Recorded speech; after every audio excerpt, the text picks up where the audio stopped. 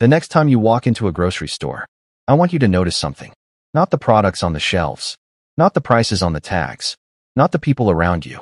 The design, the way the store is laid out, the position of things, the lighting over certain sections, the music playing at a specific tempo, the smell near the entrance that you probably assume is just fresh bread baking.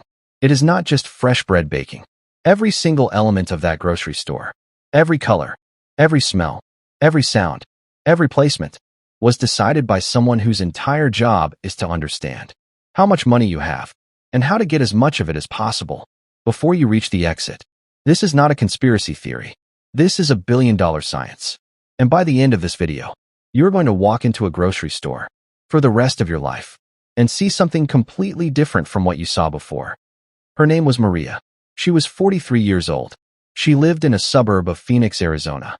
She had a husband and 2 teenage kids, and she went to the same grocery store every single week. For 11 years, she knew where everything was. She had a routine.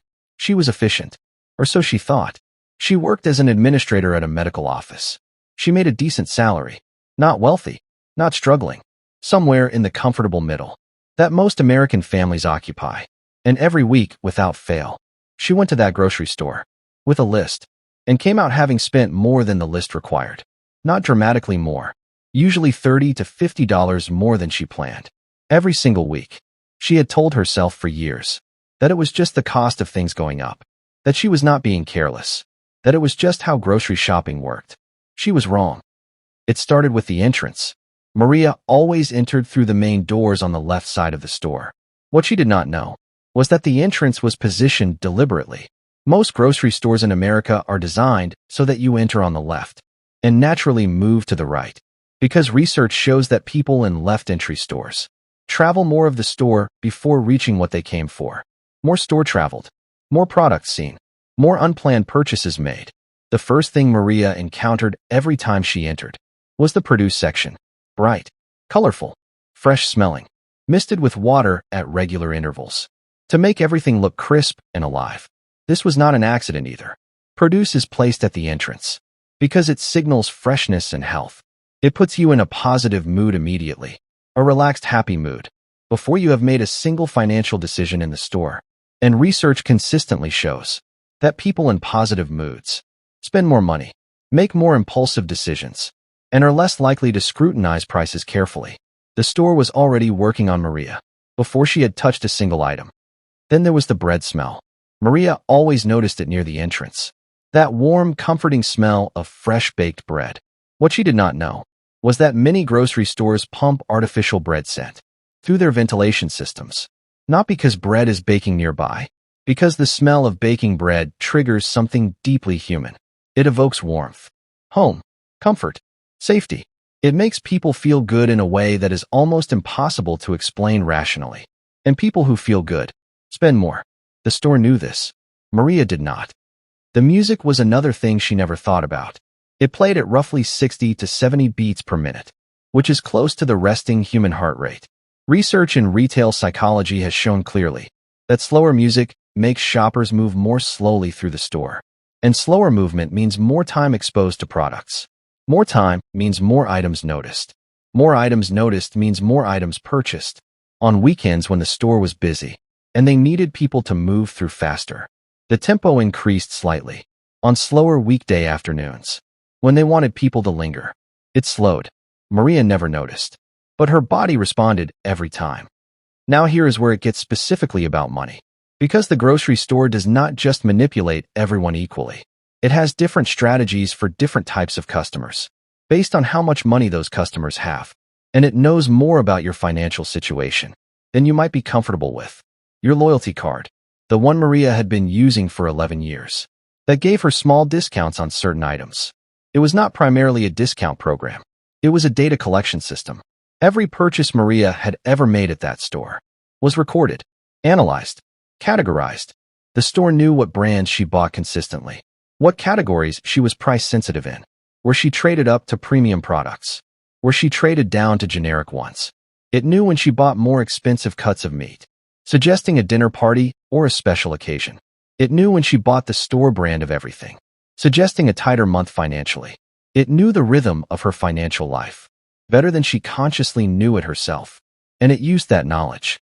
When Maria had a tighter month, the coupons that appeared in her app were for store brand products and value items, meeting her where she was, keeping her spending. When her spending patterns suggested more financial comfort, the personalized offers shifted. Premium products, specialty items, things at higher margins, placed conveniently in her path, offered at a discount just large enough to feel like a deal, but priced high enough to generate significant profit. The store was not guessing. It was reading 11 years of weekly data about Maria specifically, about what she bought when she felt rich and what she bought when she felt tight. Then there were the end caps, the displays at the end of each aisle. Maria always assumed these were the best deals in the store. Items featured prominently must be specially priced. They are not always. End caps are some of the most expensive real estate in a grocery store. Food manufacturers pay significant premiums to have their products featured there. Some end cap products are on sale. Many are at regular price, or occasionally marked up slightly from their normal shelf position, but positioned at the end of the aisle. Eye level, well lit, faced outward. They generate significantly more sales, regardless of whether they offer genuine value. Maria had bought products from end caps for 11 years, believing she was making smart purchasing decisions. Sometimes she was. Sometimes she absolutely was not. She had no reliable way to tell the difference, without stopping to compare prices, which the store design made inconvenient on purpose. There was also the issue of the middle aisles, the products you actually need, the staples, milk, eggs, butter, bread.